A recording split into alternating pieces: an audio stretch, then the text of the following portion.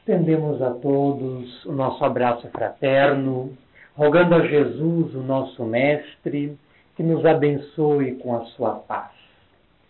O século XX passou muito célere e trouxe significativas transformações para o pensamento humano.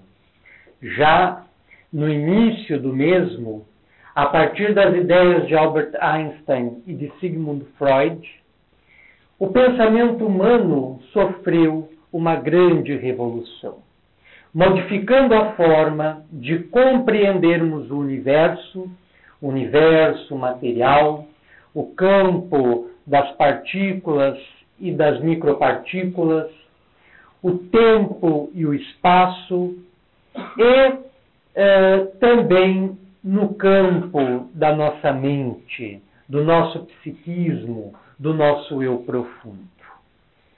De lá para adiante, ao longo de todo o século XX, o mundo presenciou as conquistas mais diversas no campo da ciência, da tecnologia e, como dissemos, do pensamento, das ideias, das teorias. E abriu para nós uma perspectiva da nossa intimidade e dos nossos potenciais infinitos, apontando-nos para o sem fim, para o nosso futuro, para o nosso amanhã, como seremos mais para frente.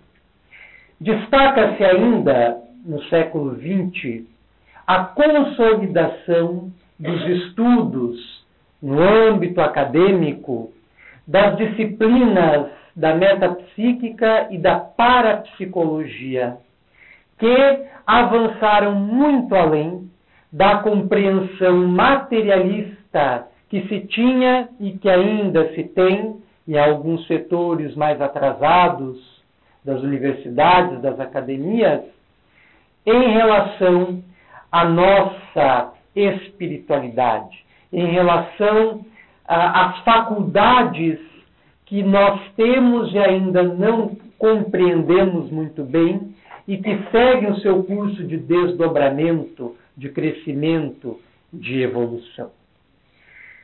Einstein de um lado, Freud do outro, permitiram que compreendêssemos o nosso psiquismo de uma forma amplificada. Sigmund Freud, como já dissemos aqui várias vezes, ao fundamentar teoricamente a ideia do inconsciente, que seria o arcabouço de todas as nossas experiências pregressas anteriores, mas que na sua perspectiva iria apenas da vida intrauterina, quando o embrião começa o seu processo de desenvolvimento e vai até a fase atual do ser humano, ele compara o psiquismo humano a um enorme iceberg.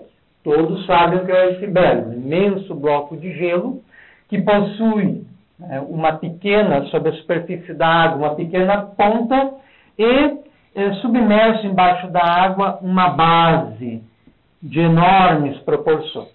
Então ele compara o nosso psiquismo a um grande iceberg, sendo que a ponta do iceberg, o que é visível, o que é notado, seria o consciente, a mente consciente. E todo o resto, toda a base, seria o inconsciente, a mente inconsciente. Então, nesse paralelo, nessa comparação, ele dá a entender que o nosso consciente, a nossa mente consciente, aquilo que nós percebemos, aquilo que nós nos damos conta acerca de nós mesmos, é uma parcela ínfima em relação ao nosso inconsciente. Aquilo que nós não percebemos, aquilo que nós não nos damos conta, mas que está presente em nós. E ele fala que do inconsciente emerge para o consciente repetidas pulsões que determinam comportamentos nossos, atitudes nossos, pensamentos nossos. E, ao afirmar isso, ele escreve que o inconsciente governa o consciente. Que nós, enquanto seres humanos, na concepção freudiana, somos governados pelos ditames que vêm do inconsciente. O Espiritismo, que não nasceu no século XX, mas sim no século anterior, no século XIX, amplia a nossa visão acerca de nós mesmos e antecede as ideias de Freud, antecede as ideias de Einstein e nos apresenta uma visão muito mais profunda, ampla, plena, completa a respeito de nós mesmos. Na visão espírita, o modelo do psiquismo proposto por Freud tem validade enquanto modelo teórico, enquanto uma teoria, mas ele se amplia indo além da nossa concepção, além do nosso desenvolvimento embriogenético, antecedendo-o e sucedendo a toda a nossa atual experiência encarnatória. Porque o Espiritismo se fundamenta na existência do ser espiritual, na existência da alma, na existência do espírito, que é anterior ao corpo e posterior a ele. Então, esta concepção de Freud poderia ser ampliada da seguinte forma. O nosso inconsciente seria não apenas o arcabouço que armazena as nossas experiências que vão desde a nossa formação lá no útero materno, mas sim armazenaria todo o nosso histórico espiritual, de todas as encarnações passadas, de todas as vidas anteriores, consolidando em nós as mais pequenas conquistas, até as maiores, que nós já fizemos no curso do nosso desenvolvimento espiritual. E tudo está no inconsciente. E o Espiritismo ratifica a afirmação freudiana, dizendo que esse inconsciente exerce, sim, um papel muito grande, de certa forma predominante em nossas vidas, e nós não nos damos conta. Só que esta influência é muito anterior à formação do nosso corpo. Porque para Freud, os nossos conflitos, os nossos dramas, as nossas dificuldades interiores se originariam no nosso histórico desta vida apenas, né? Dos traumas da infância, possivelmente algum maltrato, alguma repressão, castração, etc. Mas para o Espiritismo essa influência é muito anterior, ela vem de vidas anteriores. Então nós temos sobre o nosso consciente, essa aqui seria a nossa faixa consciencial, que é pequena, é diminuta em relação ao inconsciente. Sobre o nosso consciente, pesa então essa influência do inconsciente, que é toda essa nossa herança das vidas anteriores, e que interfere no contexto do nosso dia a dia, em tudo o que nós fazemos. Porque o que nós somos é resultado dessas experiências anteriores. Quando nós vemos uma construção qualquer que ela seja, ela só se mantém de pé devido ao alicerce, devido à pedra fundamental. Nós também assim somos. O que nos identifica, o que nos caracteriza é o nosso histórico espiritual. São todas as experiências repetidas que fomos tendo de encarnação em encarnação até a atualidade. E isso, de alguma forma, embora seja inconsciente para nós, está presente. E se patenteia, se verifica em nosso dia a dia, interferindo na forma como nós pensamos, na forma como nós sentimos, na forma como nós percebemos a nós mesmos, os outros, o mundo, na forma como nós nos relacionamos, na forma como nós nos interagimos. Mas o Espiritismo, além do inconsciente, nos fala do superconsciente, que é onde está o nosso futuro, o nosso amanhã. E nós recebemos também diariamente impulsos que vêm de lá, na forma de intuições, na forma de insights, na forma de ideias, na forma de soluções para algum problema que esteja nos apoquentando, nos incomodando, na forma de luz. E nós temos como acessar o nosso superconsciente através da elevação do nosso pensamento, através da prece e da oração, através da meditação, através de exercícios respiratórios aliados a processos de elevação do pensamento, de meditação, etc. Através desses mecanismos, nós exploramos, nós vamos progressivamente avançando, penetrando mais nas zonas superiores do nosso eu, do nosso psiquismo, que podemos chamar de superconsciente.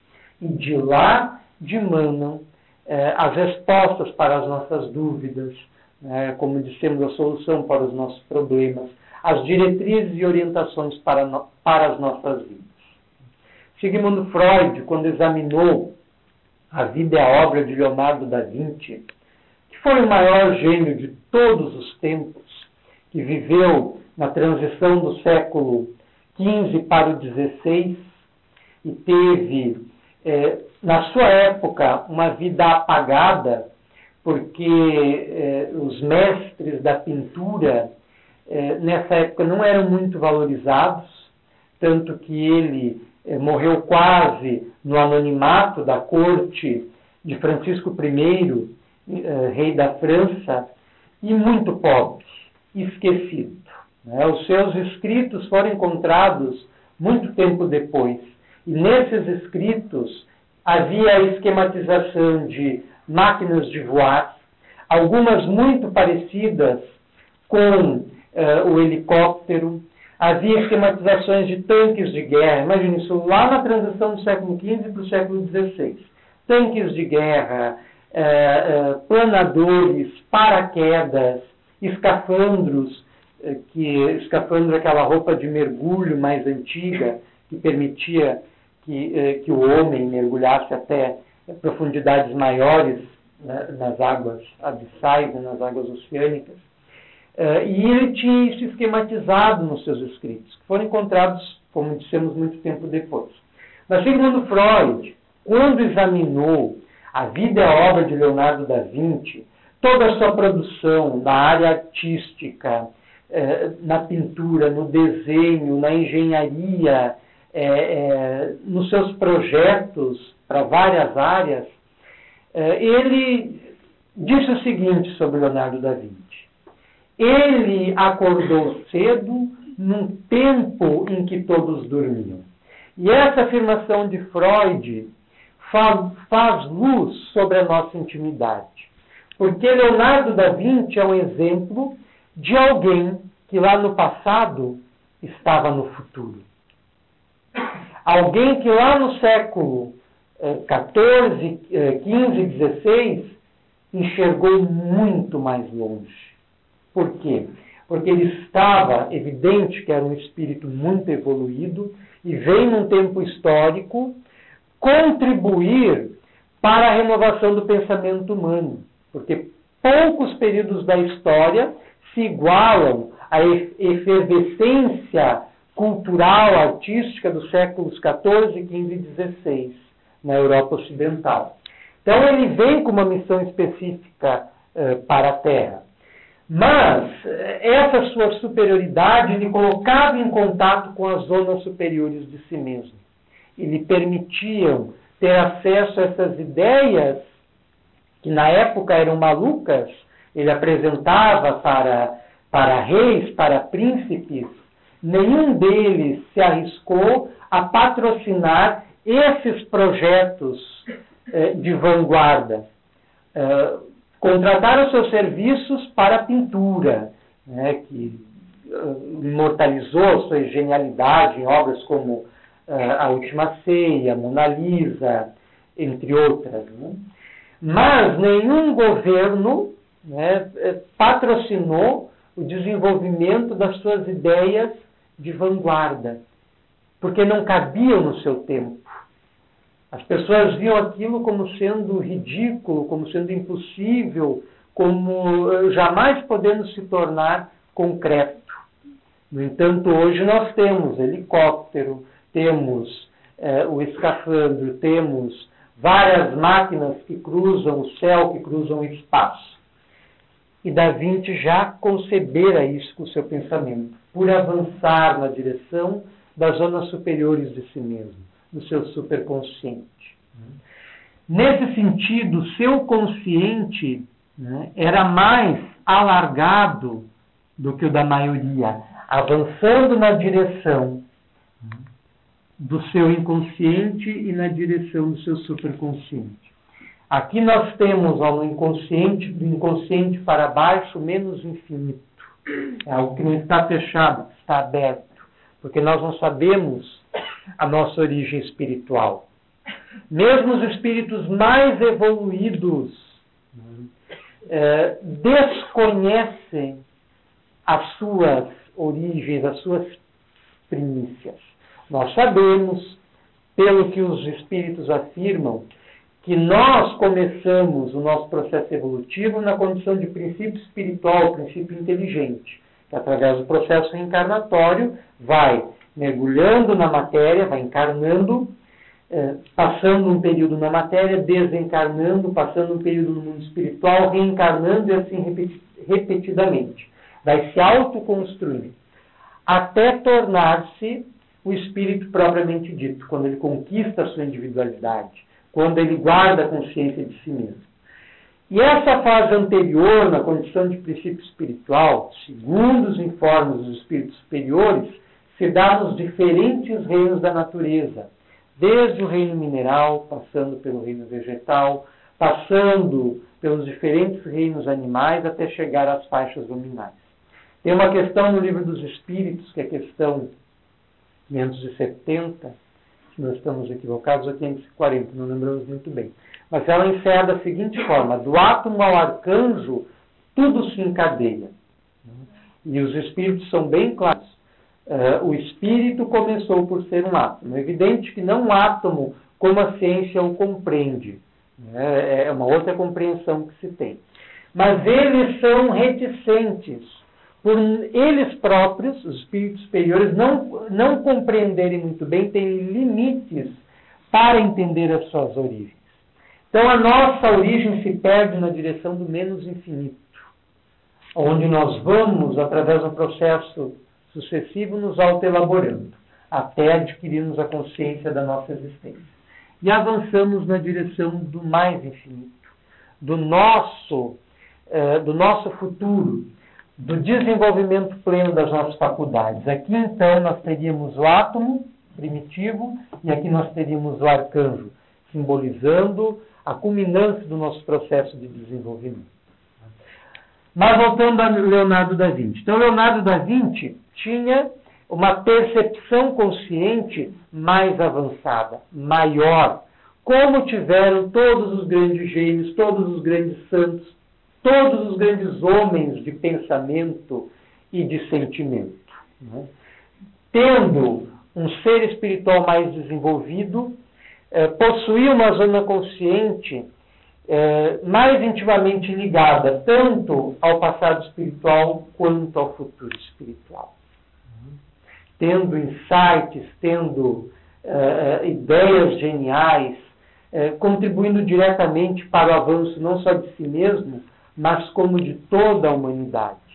Como é o caso, né, das grandes descobertas científicas, por exemplo, que tiveram um impacto sensacional na história da humanidade. Então, nós, enquanto espíritos encarnados, na nossa zona consciente, nós sofremos diariamente, no nosso dia a dia, o impacto do inconsciente e do superconsciente. O inconsciente, muitas vezes, ainda nos prendendo ao que já foi conquistado, a velhos padrões, muitas vezes padrões negativos, nos prendendo àquilo que nós já vivenciamos. E o superconsciente nos convidando a irmos além, a irmos adiante, a darmos a cada dia o melhor de nós mesmos, a nos auto-superarmos em cada instante da nossa existência. E de alguma forma, o superconsciente e o inconsciente estão presentes, por completo, totalmente, nas nossas zonas conscientes. Então, nós precisamos atentar para este fato, para esta realidade, a fim de podermos prosperar mais em nossa vida, superarmos as dificuldades que muitas vezes nos constringem, sobretudo as dificuldades que se verificam dentro de nós, na nossa intimidade, que por vezes nos esmagam, nos oprimem, nos angustiam, e conseguirmos administrar a nossa existência atual, encarnação, da melhor forma que nos seja possível, de modo a maximizarmos o nosso tempo, a nossa estada no corpo, a nossa estada na matéria, para aprendermos mais, para progredirmos mais, para avançarmos mais, para alargarmos mais os horizontes da nossa consciência. Então, como dissemos, o Espiritismo, antes do século XXI, antes do século XX, lá na segunda metade do século XIX, quando se consolida, antecedendo muitas conquistas do pensamento humano que agora estão começando a ser estudadas pela ciência, no âmbito das suas academias, o Espiritismo nos apresenta uma visão completa e plena da nossa realidade. Há uma questão muito interessante no Livro dos Espíritos, que é a questão 798, que nós vamos tomar a liberdade de ler um trecho dela.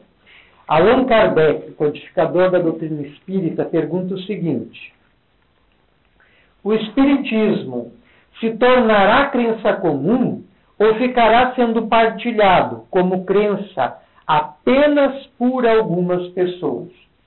Observem a acuidade, a profundidade do questionamento de Kardec. Kardec estava à frente do processo de codificação. Quando ele formula o Livro dos Espíritos, ele também está formulando com o seu labor intelectual a doutrina espírita, porque a doutrina espírita não existia antes de Kardec. A própria palavra doutrina espírita ou espiritismo foi cunhada por ele. Foi um neologismo, um termo novo, criado por ele, que era um brilhante intelectual francês, para caracterizar a nova doutrina que estava surgindo. Então, mesmo nas origens dessa doutrina, observemos a preocupação de Allan Kardec. O Espiritismo se tornará crença comum, ou ficará sendo partilhado como crença apenas por algumas pessoas. E nós vamos tomar a liberdade de ler apenas a parte inicial da resposta que os Espíritos dão, porque é uma resposta mais longa. Afirmam os imortais: certamente que se tornará crença geral e marcará nova era na história da humanidade, porque está na natureza e chegou o tempo em que ocupará lugar entre os conhecimentos humanos. E a resposta prossegue mais além, prossegue mais adiante. Mas nós queremos nos fixar nessa parte inicial da resposta, de que os espíritos lá na primeira metade do século XIX já vaticinavam, já profetizavam que as crenças espíritas, que o espiritismo haveria de se tornar crença geral, crença comum, partilhada por toda a humanidade. Até porque As crenças espíritas estão na base mesma de todas as religiões. Quem compulsar qualquer manual, qualquer tratado de história das religiões, principalmente manuais que fazem um paralelo, um quadro comparativo entre a história das religiões, vai identificar com facilidade no seio, no cerne, no centro de todas as religiões do passado e do presente, como base as crenças espíritas. Então, os espíritos afirmam que, no futuro, o espiritismo vai ser crença partilhada por todos. E nós vemos isso se concretizar na atualidade, em que aumenta celeremente o número de pessoas que se interessam pelos estudos espíritas, pelos esclarecimentos que a doutrina espírita nos traz. Esta casa é um exemplo. Se esta casa existisse há uns 30, 40 anos atrás, não haveria talvez, que nessa mesma cidade, não haveria talvez 1/10 do público que hoje tem. Então isso é uma evidência clara de que cada vez mais os preconceitos estão se quebrando e as pessoas estão procurando para si respostas que até então não encontraram e que têm se satisfeito plenamente dentro do Espiritismo. Porque, como dissemos repetidamente já, o Espiritismo nos oferece uma visão da nossa realidade existencial bastante profunda, que permite o entendimento sobre a nossa origem, a nossa natureza, o nosso destino, a nossa evolução, o porquê das nossas lágrimas, das nossas dores, das nossas penúrias, o porquê algumas coisas dão certo, outras dão errado, e por aí vai. Então o Espiritismo alarga o arcabouço da nossa compreensão acerca de nós mesmos e da vida. Então por isso as pessoas cada vez mais estão se interessando mais. Certa vez perguntaram, num programa televisivo, ao médium mineiro Francisco Cândido Xavier, de que forma o Espiritismo se difundiria mais no planeta, penetrando diretamente no seio das massas, das grandes populações. E o médium, consultando o seu mentor espiritual, Emmanuel, que lhe assessorava naquele momento, respondeu que o Espiritismo entraria numa nova fase de expansão, de divulgação, através da arte. E isso lá na década de 60. E nós vemos também esta visão do Espírito Emmanuel estar se concretizando na atualidade. Porque muitos dos grandes sucessos do cinema, por exemplo, que é visto como a sétima arte, estão apoiados sobre as crenças espíritas. Grandes sucessos de bilheteria exploraram as dimensões espirituais do ser, o contato com o mundo espiritual, as comunicações mediúnicas, as manifestações espirituais. E estes filmes, aqui no Brasil, muitas novelas, penetram aonde muitas vezes o centro espírita não consegue penetrar e atinge um conjunto de pessoas maiores que passam a se interessar por essa temática.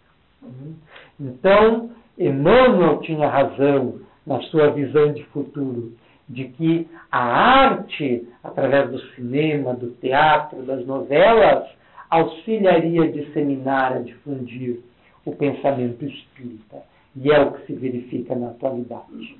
E esta nova era que o Espiritismo vem abrir para a humanidade e que se consolidará no futuro distante, que nós vivenciaremos daqui umas 4 ou 5 reencarnações, sendo bastante otimistas, nós, lá no futuro da Terra, não no futuro de nós mesmos, lá no futuro da Terra, alguns séculos para frente, quando estivermos aqui novamente reencarnados, por certo, nós vivenciaremos o partilhamento geral das crenças e ideias espíritas, onde não se terá mais dúvida sobre os eixos centrais em torno dos quais se movimenta a doutrina espírita.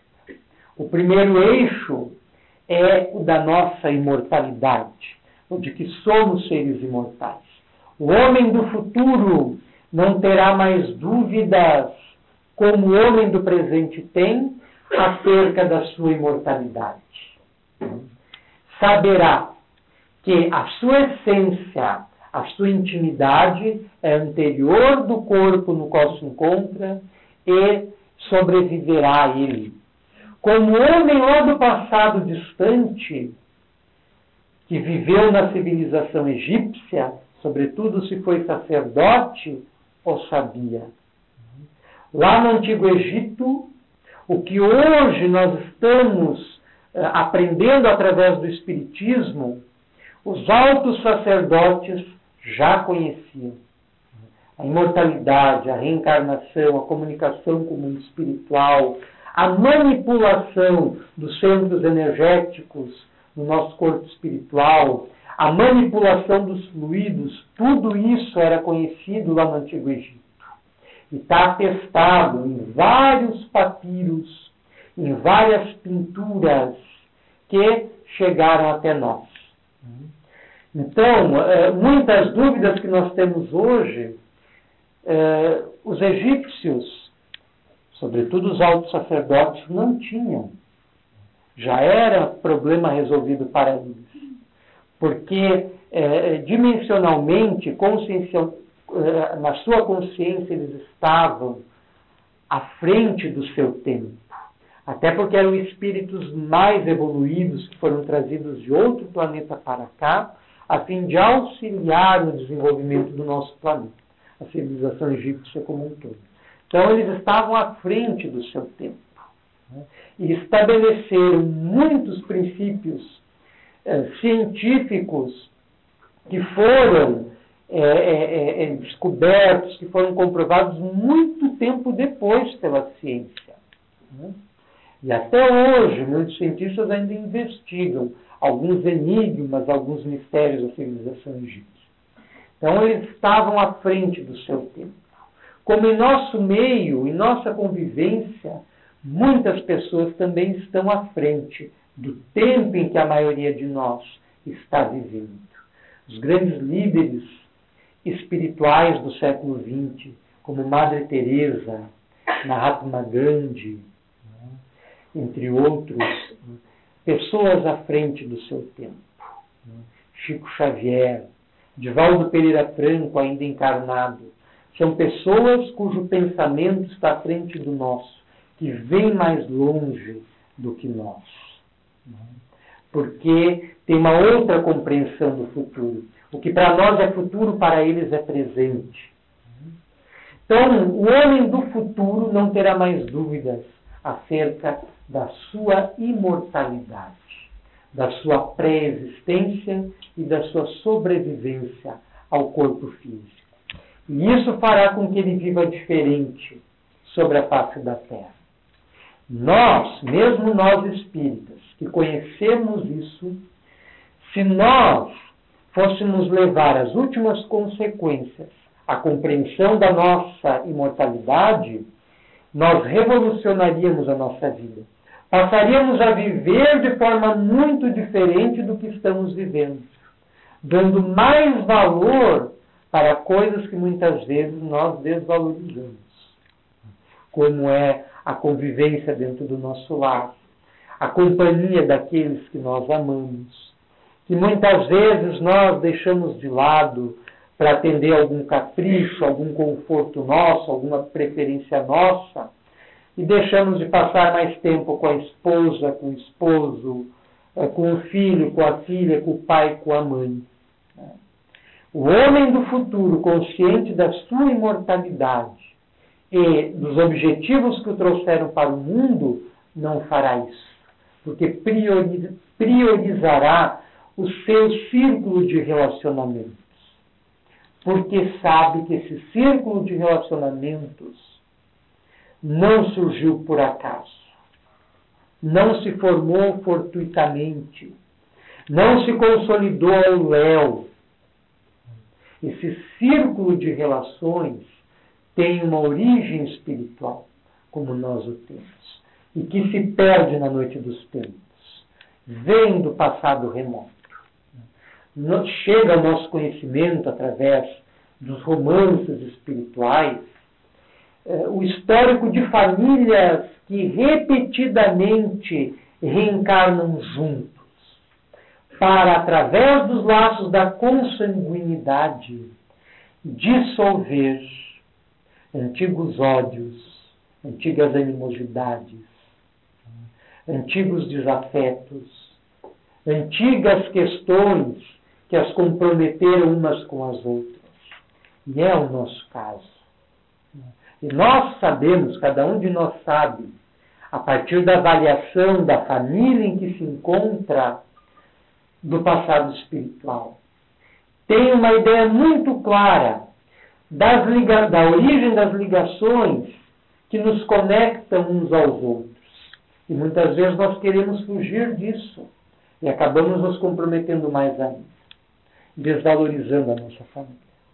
E é por fugirmos disso, por fugirmos de nós mesmos e dos nossos relacionamentos, sobretudo aqueles que foram situados pela lei divina, através da consanguinidade e através das leis do destino que nos aproximam uns dos outros, é por fugir disso tudo que muitas vezes nós mergulhamos na depressão, na melancolia que parece não ter uma explicação plausível, no desgosto, no autocídio e no suicídio, na drogadição, nos conflitos sem número, nas dissensões dentro do lar. Por fugirmos de nós mesmos e por fugirmos dos nossos entes queridos, é que muitas vezes estamos sujeitos a todo esse conjunto de experiências difíceis e que nos levam para estados íntimos de negatividade, de sofrimento, de pesar e de desar.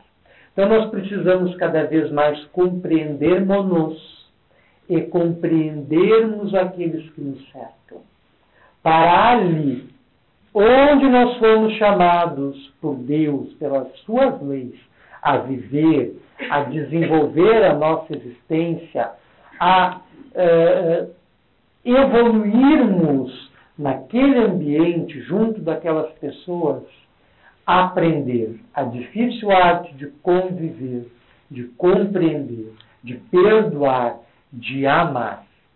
Se nós não conseguirmos fazer isto, a nossa experiência atual, aqui na matéria, aqui na carne, nesse corpo físico, não nos terá valido de muita coisa.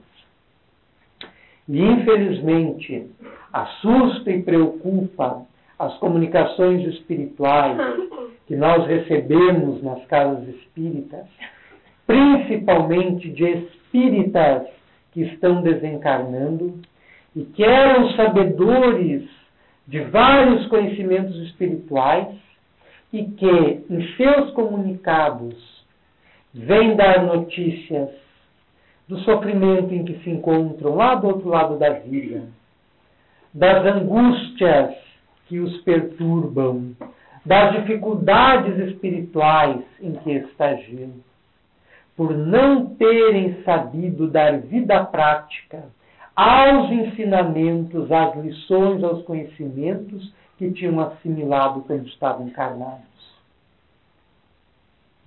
Então, o homem do futuro estará poupado disso, porque terá consciência da sua imortalidade e viverá em harmonia com ela, coisa que nós não fazemos, mesmo nós estudos. Porque se o fizéssemos, repetimos, a nossa vida, o nosso modo de viver, o nosso comportamento seria completamente diferente. Nós não nos irritaríamos tanto, não nos agastaríamos tanto, não nos perturbaríamos com coisas que muitas vezes não mereceria a nossa perturbação. Não nos inquietaríamos tanto pelas questões do trânsito, das filas de ônibus e banco e por aí vai.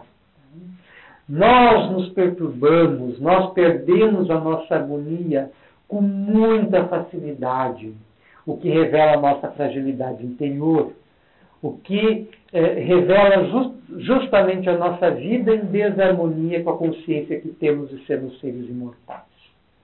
Coisa que o homem do futuro estará poupado, não passará por isso, porque estará consciente da sua imortalidade e viverá segundo ela. O homem do futuro não questionará mais acerca das vidas anteriores, até porque ele vai ter lembranças mais claras do que muitos de nós já têm das vidas que passaram. E vai penetrar nelas conscientemente, pelo poder da sua mente, buscando lá explicações para acontecimentos que estão se desenvolvendo na fase atual da sua vida. Coisa que, no momento, nós ainda não temos maturidade espiritual, maturidade psicológica para fazê-lo. Mesmo quando alguém se submete, por achar que é necessário, a um tratamento terapêutico de vidas passadas, junto a um psicoterapeuta, junto a um psicólogo, e traz do inconsciente para o consciente lembranças de outra vida, essas lembranças, elas são muito vagas, né? E dizem respeito especificamente à questão traumática que está perturbando o indivíduo na atualidade. Sem ter uma ideia maior, sem ter detalhamentos, sem ter conhecimentos mais precisos do que viveu, de onde viveu, com quem viveu, etc. Essas lembranças mais nítidas não são muito frequentes, porque nós não suportaríamos a carga dessas lembranças. Por isso que nós, automaticamente, quando reencarnamos, através do choque biológico que o renascimento na matéria representa para o espírito, realiza uma espécie de amortecimento, abrandamento, o esquecimento de todas as experiências, todas as lembranças anteriores do espírito, propiciando-nos um novo recomeço para que avancemos mais. Imaginem, se nós já temos dificuldade para viver na Terra, com as poucas lembranças que nós temos, ou às vezes sem lembrança nenhuma no seio da nossa família, imagine se nós lembrássemos que um pai fez determinada coisa para o filho na vida anterior ou vice-versa, que a esposa fez tal coisa para o esposo e vice-versa. O relacionamento familiar seria insustentável. Então o esquecimento ele é imprescindível para que nós possamos avançar, para que nós possamos nos harmonizar. Mas o homem do futuro não. O homem do futuro terá essas lembranças vivas dentro de si e não serão causa de perturbação para ele, como são para nós, quando elas ocorrem. Porque ele estará num estado espiritual diferente do que nós estamos. Então, o homem do futuro, para ele, a reencarnação, as experiências das vidas anteriores, será ponto pacífico.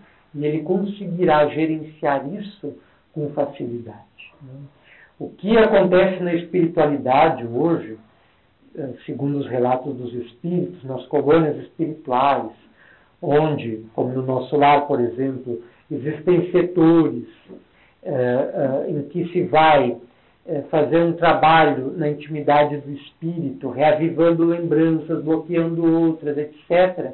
Isso vai ser a psicologia, a medicina, a ciência do futuro. Estará operando isso, que é o que está acontecendo hoje, agora, nas zonas espirituais próximas à Terra.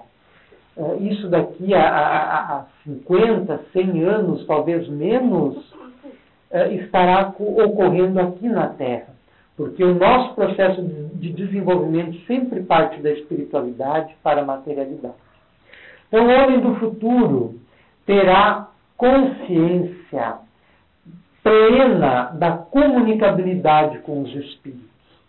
Nós sabemos, pelos estudos feitos por Allan Kardec e outros eminentes estudiosos, que todos nós somos médiuns, capazes de podermos nos comunicar com o mundo invisível, e fazemos isso a todo instante, embora inconscientemente.